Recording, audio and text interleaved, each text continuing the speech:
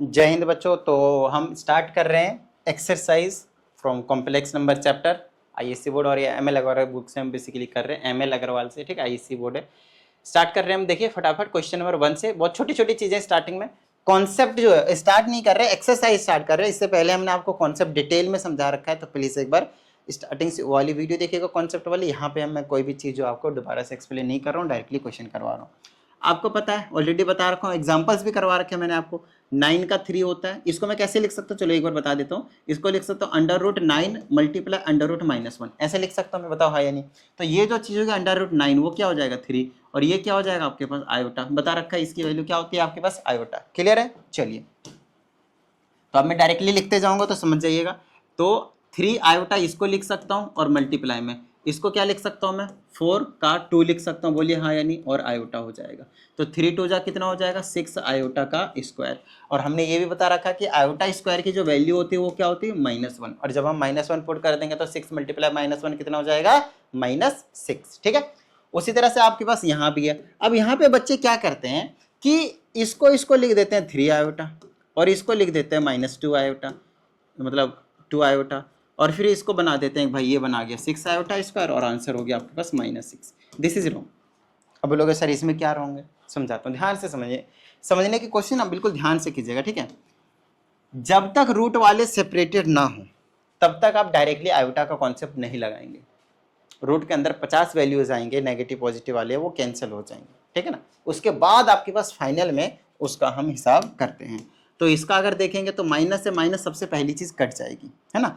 पहले सॉल्व करेंगे, फिर √36 बनेगा, और 36 का 6 लिख लो, नहीं तो फिर 9 का 3 और 4 का 2 लेके 3 2 6 भी कर सकते हो। मल्टीप्लाई ये जो माइनस माइनस है वो पहले कट जाते हैं, ठीक है। इसका लिखेंगे तो आपको पता है कितना आएगा 5 आयोटा। इसका लिखोगे तो सिंपली 4 आएगा, मल्टीप्लाई है तो इसको तो आंसर 20 आयोटा देखने को मिलेगा, ठीक है। यहाँ पे देखेंगे तो ये देखो क्या क्या है, 3 है फिर मल्टीप्लाई है, इसका क्या हो जाएगा भाई 4 आयोटा फिर मल्टीप्लाई, इसका क्या देखने को मिलेगा 5 का आयोटा। मल्टीप्लाई करोगे तो 4 तो या 12 25 60 60 आयोटा आयोटा आयोटा स्क्वायर, और आयोटा स्क्वायर की वैल्यू अगर मैं पुट कर देता हूँ -1 तो हो जाएगा आपके पास -60, ठीक है। चलिए इस क्वेश्चन की बात करते हैं। इसको अगर हम कैसे लिख सकते हैं, देखिए बताइए, 4 आयोटा लिख सकते हैं, प्लस में 3 मल्टीप्लाई, इसको क्या लिख सकते हैं हम 5 आयोटा, फिर प्लस इसको लिख सकते हैं हम 6 आयोटा, फिर माइनस इसको लिख सकते हैं हम 25 आयोटा। अब आयोटा आयोटा जिस जिस भी टर्म में होता है उसे हम प्लस माइनस कर सकते हैं, है ना।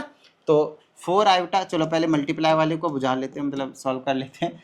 5 दिया 15 आई, प्लस का 6 आई, और माइनस का 25 आई। 15 4 19 और 6 25, 25 आयोटा प्लस का और 25 आयोटा माइनस का, तो क्या आ गया आपके पास 0। कोई दिक्कत नहीं भाई, कोई समस्या वाली बात नहीं है। आइए अगले क्वेश्चन की हम बात कर लेते हैं। इस क्वेश्चन की अगर हम बात करें तो मतलब थोड़ा सा ध्यान से, मैं एक्सरसाइज का खोल लेता हूँ, साथ में आंसर मैच करते जाएंगे सभी का ही, ताकि मतलब जो गलत होने के जो चांसेस है वो हमारे पास नहीं रहेंगे। कई बार क्या होता है सिली मिस्टेक्स हो जाते हैं, तो उसकी वजह से आंसर हम गलत लिख देते हैं, फिर उसकी वजह से समस्या होती है। हम वो बिल्कुल रिस्क नहीं लेंगे अब, क्योंकि बाद में फिर दोबारा से उसे रेक्टिफाई करो, फिर क्या ही फ़ायदा हमारे पास, है ना। आइए मैं इनका आंसर मैच कर लेता हूँ। -6 था, 6 था, 20 आयोटा, -60, और फिर आपके पास 0 जो है वो देखने को मिला था। चलिए आगे की बात करते हैं। अब इस वाले क्वेश्चन पे आते हैं। देखो इसमें क्या क्या निकालने के लिए बोला, कहता है रियल पार्ट बोला है किसका, जेड का, फिर बोला इमेजिनरी पार्ट जेड का, फिर जेड का कॉन्जुगेट पूछा, और फिर जेड का मॉड्यूलस पूछा है। ये चारों चीज़ हमने आपको सिखाया है, बट फिर भी एक बार जल्दी जल्दी से बता देता हूँ, ध्यान से सुनिएगा। इसमें जो भी चीज़ होती है इस वाले को हम रियल पार्ट कहते हैं, और यहाँ पे जो कॉन्स्टेंट नंबर होता है, नंबर सिर्फ नंबर की बात कर रहा हूँ, वो आपके पास इमेजिनरी पार्ट होता है, ठीक है। आयोटा के साथ वाले कॉफिशिएंट होता है उसे हम इमेजिनरी पार्ट बोलते हैं, और इसका जो डायरेक्टली मतलब स्टैंडर्ड फॉर्म होता है वो A+ आयोटा भी, या फिर A+ B आयोटा लिखो, कोई दिक्कत नहीं, वो होता है। A रियल पार्ट होता है और B इमेजिनरी पार्ट होता है, ठीक है। तो अगर देखो RE से बोला करेगा ये रियल पार्ट, RE का मतलब रियल पार्ट किसका, जेड का, कॉम्प्लेक्स नंबर का कितना है -3 है, ठीक है। फिर आपसे इमेजिनरी के लिए IM यूज करेगा, फिर बोलेगा जेड का, तो जेड का जो इमेजिनरी पार्ट है वो कितना है -1 -1 है, ठीक है। चलो दूसरा, जेड का conjugate, this is called conjugate, अगर बार लगा दे तो क्या कहेंगे हम उसको, कॉन्जुगेट। कॉन्जुगेट का क्या मतलब होता है, जो इमेजिनरी वाला पार्ट होता है उसका आपको साइन चेंज कर देना है, बस इतना ही काम करना और ज्यादा कुछ नहीं। इमेजिनरी वाला जो पार्ट है उसका साइन आपको क्या करना है, चेंज कर देना है। तो यहाँ पे देखा -3 तो रियल वाला पार्ट है, इमेजिनरी पार्ट तो -1 था, तो उसको प्लस कर देंगे। क्लियर है यहाँ तक? चलिए फिर हमारे पास मॉड्यूलस ऑफ जेड पूछा गया है, इसमें मॉड्यूलस ऑफ जेड पूछा गया है बाबू। तो मॉड्यूलस ऑफ जेड का क्या मतलब है भाई? तो मॉड्यूलस ऑफ जेड का मतलब होता है √a² प्लस b का स्क्वायर। ठीक है, a का स्क्वायर प्लस b स्क्वायर। अगर ऐसा लिखा रहेगा तो a निकाल लो, b निकाल लो, पटक दो, सॉल्व कर दो। तो ये आ जाएगा √a² मतलब -3 का स्क्वायर, -3 का स्क्वायर प्लस b² मतलब -1 का स्क्वायर, -1 का स्क्वायर इज इक्वल टू -3 का स्क्वायर 9 प्लस -1 का स्क्वायर 1 इज इक्वल टू, इनको जोड़ देंगे तो √10 आपके पास आंसर हो जाएगा। तो इस वाले क्वेश्चन में सिर्फ और सिर्फ आपसे इतना ही चीज़ों की जो डिमांड है वो की गई थी, वो हमने आपको बता दिया। आइए अगले क्वेश्चन की हम बात करते हैं। इसमें हमसे कहा गया है कि ये जो z² है वो -1 के इक्वल है। ठीक है, दिख रहा है आपको यहाँ पे z² की जो वैल्यू है वो क्या आपके पास -1 है। तो हमें बताना है कि जो z की वैल्यू है वो ये होगी। तो इसको आप रिवर्स करके सॉल्व कर सकते हो। देखो एक तरीका है, ध्यान से सुनिएगा, इसी में पुट कर दिए। मान लीजिए ये z की वैल्यू है, z की वैल्यू क्या ये है, इस z की वैल्यू लाकर आप यहाँ पे पटक दीजिए, z² इज इक्वल टू कितना हो जाएगा, -1 प्रूव कर दीजिए सॉल्व करके। या फिर आप डायरेक्टली इसी को स्टार्ट कर दीजिए, एक ही बात है, इसी चीज को स्क्वायरिंग बोथ साइड कर दीजिए और प्रूव कर दीजिए कि z² की वैल्यू यही आ जाएगी -1, तो अपने आप प्रूव हो जाएगा। ठीक है, तो हम यहाँ से उठाते हैं और z का स्क्वायर कर देते हैं, दोनों तरफ स्क्वायरिंग कर देते हैं, इधर भी स्क्वायरिंग करते हैं, चाहे माइनस प्लस हो, प्लस ही आ जाता है। और इसका स्क्वायरिंग करेंगे तो 1/√2 का स्क्वायर 1/2 होता है, पता है ना भाई, 1/√2 का स्क्वायर कितना होता है, 1/2। क्यों होता है, क्योंकि 1/√2 का स्क्वायर का मतलब है वो 2 बार मल्टीप्लाई में लिखा गया है, और 2 बार मल्टीप्लाई में लिखा होने का मतलब है, मल्टीप्लाई में सिंपली मल्टीप्लाई हो जाता है, ऊपर से ऊपर करेंगे 1, नीचे से नीचे करेंगे तो √4 हो जाएगा, है ना, √2 √4। बताओ √4 कितना होता है, 2 होता है, ऐसे होता है। ठीक है, चलिए आगे की बात करते हैं। उसके बाद ब्रैकेट में जो था उसमें तो स्क्वायर लगना ही लगना है, इसमें तो कोई डाउट वाली बात नहीं। ठीक है, चलिए अब हम इसको सॉल्व कर देते हैं। अब अगर मैं इस पूरी चीज़ को सॉल्व करता हूं तो इसमें कोई डाउट नहीं आनी चाहिए, को किसके इक्वल आएगा, -1 के। देख लेते हैं, 1/2 ऐसे ही रखते हैं, ब्रैकेट 1 यहाँ a - b का होल स्क्वायर करेंगे तो a² plus b² minus 2ab करेंगे तो 2 आयोटा आ जाएगा।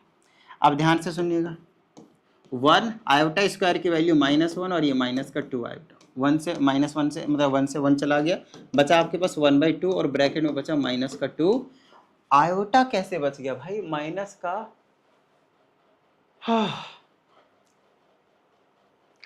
फिर -1 नहीं माइनस आयोटा दिया होगा, चलो अभी चेक कर लेते हैं, माइनस आयोटा दिया होना चाहिए वहाँ पे, चेक कर लूँगा अभी मैं।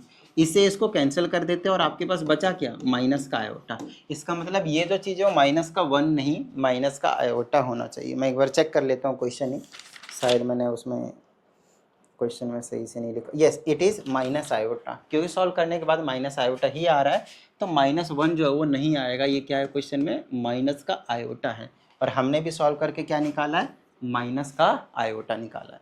देखो जो मेन पकड़ होनी चाहिए आपको, मतलब आपकी वो होना चाहिए कॉन्सेप्ट के ऊपर कि भाई कॉम्प्लेक्स नंबर होता क्या है, आयोटा स्क्वायर की वैल्यू क्या होती है, कैसे प्लस करते हैं, कैसे माइनस करते हैं, कैसे मल्टीप्लाई करते हैं, बस यही चीज़ें, कैसे रैशनलाइज करते हैं, ये छोटी छोटी चीज़ें अगर आपको पता है तो फिर आपको समस्या जो है वो नहीं आएगी। और नहीं पता है तो भाई हमने आपको समझाया है कॉन्सेप्ट वाली वीडियो में, ऐसी बात नहीं कि नहीं समझाया है ना। चलिए अब बोलता है कि अगर z² की वैल्यू ये है तो आप मुझे बताओ कि इसकी जो वैल्यू है z की वो यही आएगी। तो फिर से वही सेम कहानी है भाई, फिर से स्क्वायरिंग कर देंगे, और स्क्वायरिंग करेंगे तो क्या हो जाएगा, z का स्क्वायर इज इक्वल टू, उसका स्क्वायर करेंगे प्लस माइनस तो प्लस ही बन जाएगा, बन गया 1 + 2 आयोटा का होल स्क्वायर। अब इसका होल स्क्वायर करेंगे और सॉल्व करेंगे तो ये गारंटी के साथ इसके इक्वल आना चाहिए, तभी सही है भाई, तो आ जाएगा। देख लो a² फिर प्लस b² मतलब 4 आयोटा का स्क्वायर, फिर प्लस 2a भी करेंगे तो 2 2 जा 4 iota is equal to 1 + 4 iota square की जगह -1 सब्सटीट्यूट कर दो और सॉल्व कर दो, ये हो जाएगा -4, है ना, ये हो जाएगा -4 और ये प्लस का 4 आयोटा, इसको सॉल्व करेंगे आ जाएगा -3 और ये बन गया +4 आयोटा। चेक कर लो आया या नहीं आया, आ गया सर, तो हो गया प्रूफ। आ गया तो भाई हो गया प्रूफ। बताओ किसी भी तरह की कोई समस्या। क्वेश्चन जो बहुत ज़्यादा इजी हैं स्टार्टिंग वाले बेसिकली, आगे वाले थोड़े से आपको ऐसा फील होंगे, मतलब आप लोगों को फील होगा कि हाँ भाई थोड़ा सा कुछ ना कुछ तो बात है सवाल में। अब हाँ, अब हमसे दे रखा आयोटा, एक बार फिर से मैं चेक ही कर लेता हूँ कहीं पता चले समस्या हो जाए। क्वेश्चन नंबर 5 ना, आयोटा की वैल्यू √-1, आयोटा क्यों होगा भाई, वही तो चीज है, -1 है, ठीक है ना, जो कि होता ही है, इसमें कौन सी बड़ी बात है। आपसे बस ये कहना चाह रहा है कि आप दोनों तरफ स्क्वायरिंग कर लें और आयोटा की वैल्यू -1 लेके वहाँ पे यूज कर लें, और कुछ भी नहीं कह रहा है, सिर्फ इतनी सी बात कहना चाह रहा है ना। तो हमें ये चीज़ प्रूव करनी है, मतलब यहाँ से कुछ देखने की जरूरत ही नहीं है, आयोटा स्क्वायर की वैल्यू हमें पहले से ही पता है कि -1 होता है, बस आपको अब इसको इसके इक्वल प्रूफ कर देना है, ठीक है।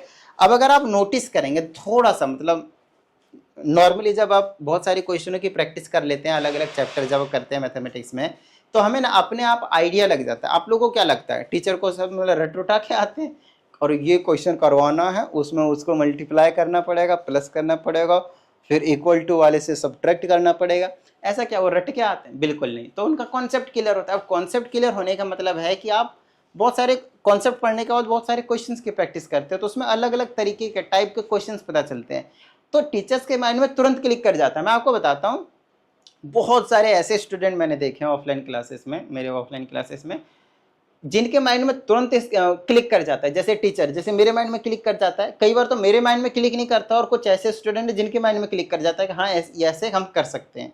तो कोई बड़ी चीज़ नहीं है, बिल्कुल नॉर्मल चीज़ है, बिल्कुल नॉर्मल चीज़ है, ध्यान रहे। एक और आज मतलब बहुत ज़्यादा तगड़ी चीज़ बता देता हूँ मैं आप लोगों को।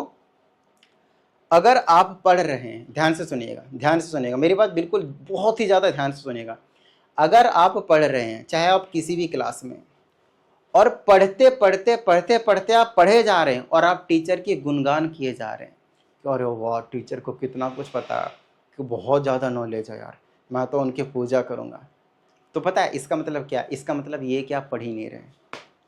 इसलिए रिस्पेक्ट अपनी जगह, रिस्पेक्ट करो, उसकी कोई टेंशन नहीं भाई, टीचर की तो करनी चाहिए रिस्पेक्ट। लेकिन मैं क्या कह रहा हूँ, मैं ये कह रहा हूँ आप लोगों से कि अगर आपको ऐसा लगता है कि उस टीचर के पास बहुत ज़्यादा नॉलेज है, बहुत ज़्यादा पढ़ा रहा है, जिस भी क्लास में आप पढ़ रहे हैं कोई समस्या नहीं उससे, और अगर आपको लगता है कि अब भी वो बहुत ज़्यादा टैलेंटेड बंदा, बहुत कुछ आता है उनको, तो समझ जाइए आपको नहीं आ रहा है। पता है क्या, जितने भी टीचर्स होते हैं वो अपनी तरफ से पूरी कोशिश करते हैं कि उनके पास जितना ज्ञान है क्लास के हिसाब से, वो सारे के सारे आपके पास डिलीवर कर देते हैं, A to Z चीज़ें। यस, हर एक टीचर की यही कहानी है, अब कुछ भी कर लो, वो हमेशा अपना बेस्ट देने की कोशिश करते हैं। तो इससे होता क्या है, इससे ये होता है कि उनके जो खजाना है उसमें से सारी चीज़ें निकाल कर आपके दे देते हैं। हालांकि उनका खजाना कभी खाली नहीं होता, ध्यान रहे इस चीज़ का। जितना नॉलेज आपको दिया उतना 100% उनको पता है, कुछ ज़्यादा भी पता हो सकता है, कोई बड़ी चीज़ नहीं है। लेकिन ऐसा भी तो हो सकता है जितना नॉलेज उनके पास था वो सारी नॉलेज आपको दे दिया, फिर क्या हुआ, वो सारे नॉलेज लेने के बाद आपका दिमाग खुल गया और इतना तो आ गया मेरे को, अब मैं क्या करूँगा, जो बुक सर ने भी नहीं पढ़ी है, जो कॉन्सेप्ट सर ने भी नहीं पढ़ा है, वो मैं अलग से पढ़ सकता हूँ, क्योंकि मुझे इतना कुछ आ चुका है, जितना सर के पास खजाना था सारा मैंने ले लिया है, उनके पास उतना बचा है, उसमें कोई समस्या नहीं, लेकिन उनके पास जितना था उतना आपके पास भी आ चुका है। अब आपके पास आ चुका है तो उस खजाने को आप और भी बढ़ा सकते हो, उस खजाने की हेल्प से। इंटरेस्ट है आपके पास 1 करोड़ रुपए है, तो इंटरेस्ट कमा कर आप उसको और भी ज़्यादा पैसा बढ़ा सकते हैं। लेकिन आपका टीचर ही, ध्यान रखिएगा, अगर आपका टीचर के पास भी 1 करोड़ है, अभी खजाने की बात कर रहा हूँ, उस 1 करोड़ को अगर आपका टीचर सिर्फ घर पे चुपचाप सेफ रखता है, तो अब बताओ किसका पैसा बढ़ेगा, आपका पैसा बढ़ेगा। तो ओवरऑल दोनों के पास, टीचर और स्टूडेंट के पास पैसे बराबर हो चुके हैं, खजाने बराबर हो चुके हैं, नॉलेज बराबर हो चुके हैं। उसके बाद अगर जो स्टूडेंट है वो ज़्यादा मेहनत कर ले, अलग अलग सोर्सेज से पढ़ ले, अलग अलग जगह से ज़्यादा क्वेश्चंस की प्रैक्टिस कर ले, तो ज़्यादा इंटेलिजेंट हो गया ना स्टूडेंट।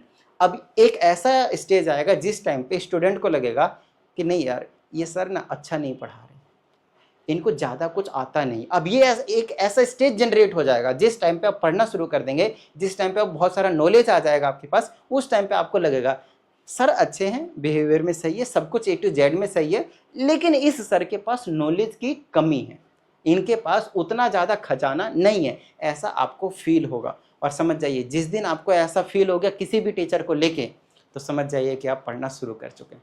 आइए, बहुत देर हमने आपको समय बर्बाद कर दिया। आइए अब वापस हम यहाँ पे आते हैं। यहाँ पे अगर आप नोटिस करें तो ये वाली जो चीज़ है वो इसके इक्वल प्रूफ करनी है। तो मेरे माइंड में स्ट्राइक किया, जो कि आपके माइंड में भी स्ट्राइक करना चाहिए कि भाई इसमें आयोटा तो है, यहाँ देखो एक आयोटा यहाँ है, एक आयोटा यहाँ है, बट जो हमें प्रूव करना है उसमें आयोटा नहीं है। ठीक है, उसके बाद मैंने मेरे दिमाग में एक और चीज़ स्ट्राइक करी। क्या स्ट्राइक करी भाई, कि यहाँ पे तो x+1 है, यहाँ पे भी x+1 है, यहाँ पे ये है कुछ आयोटा है और यहाँ पे भी आयोटा है, और यहाँ प्लस है और यहाँ पे माइनस है। तो ये कुछ मतलब सिमिलर सा लग रहा है मुझे, a+b और a-b के जैसा कुछ। पहली टर्म बराबर है, सेम, दूसरी टर्म सेम है, बीच में प्लस माइनस, यहाँ भी माइनस प्लस लिख दिया क्या, यहाँ माइनस था। तो a+b और a-b, और हमें पता है a+b a-b किसके इक्वल होता है, a² - b²। बस हो गया काम, यहीं पे हो गया। जैसे ये चीज़ माइंड में स्ट्राइक करिए, हो गया क्वेश्चन, क्योंकि हमें पता है इसका स्क्वायर करेंगे a का, x+1 का, तो ऐसे ही आएगा। आयोटा आने का कोई लॉजिक नहीं है, और आयोटा का स्क्वायर हो गया, और आयोटा स्क्वायर की वैल्यू -1 होती है, तो बस हो गया हमारा काम। ठीक है, चलो भाई तो कर देते हैं, ये फार्मूला लगा देते हैं। तो यहाँ पे हो जाएगा x+1 का होल स्क्वायर, फिर -b² मतलब आयोटा का स्क्वायर।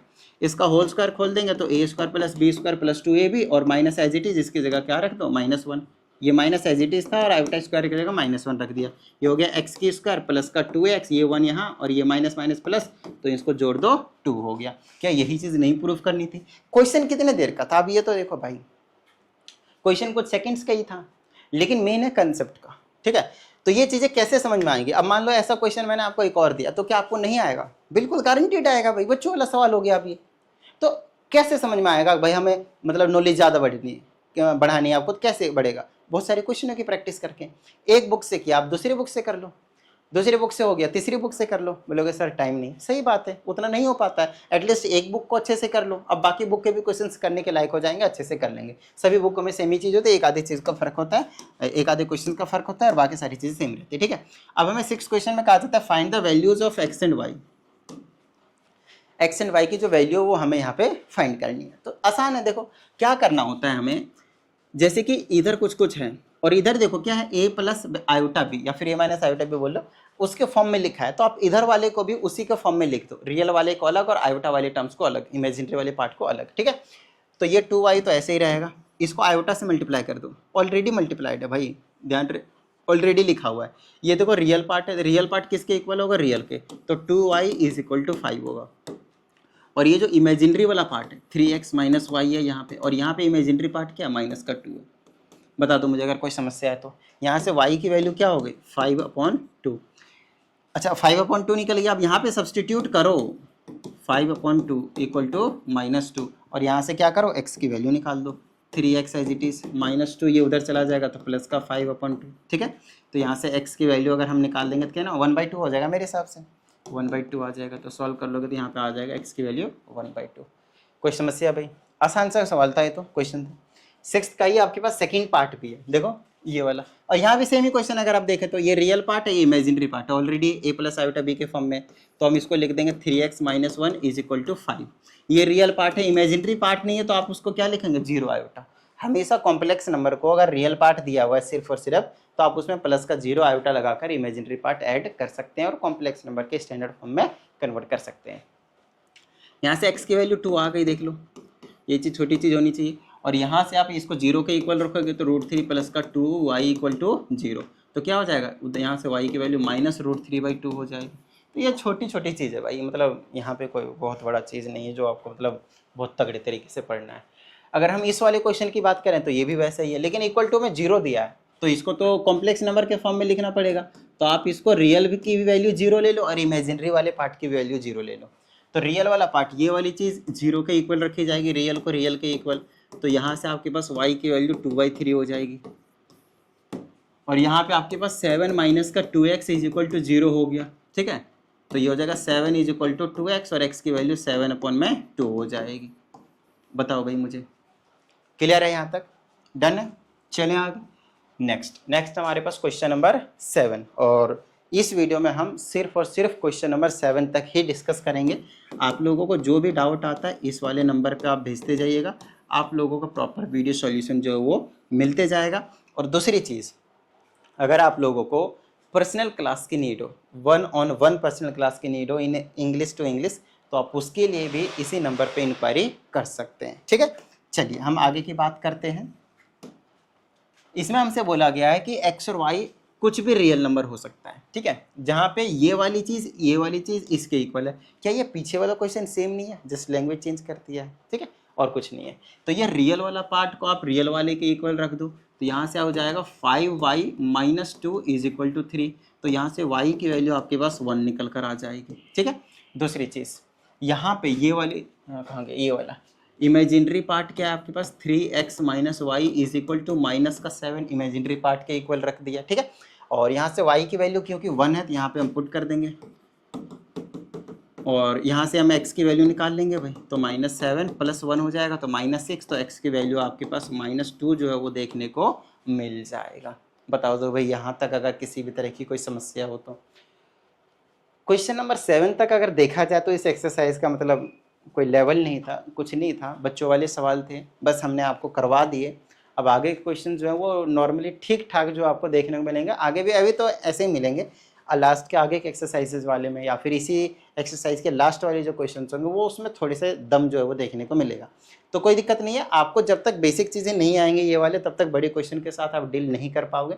तो कोशिश करना आप लोगों को यही है कि हर एक चीज़ जो मतलब चैप्टर में है, आपके बुक में है, एग्जाम्पल में है, A to Z चीज़ आपको करने की कोशिश करनी है। डाउट आता है तो आपको मेरे पास भेजना है, आपको समस्या का समाधान जो है वो हम कर देंगे। ठीक है, तो चलिए उम्मीद करते हैं सभी चीज़ें आप लोगों को समझ में आ गए होंगे। मिलते हैं अगली वीडियो में, प्रैक्टिस करते रहिएगा। जय हिंद।